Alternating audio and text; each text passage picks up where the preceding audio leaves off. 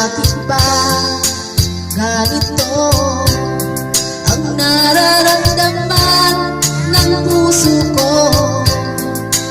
Di naman ako ang pag-ibig mo, magkaibigan lang naman tayo.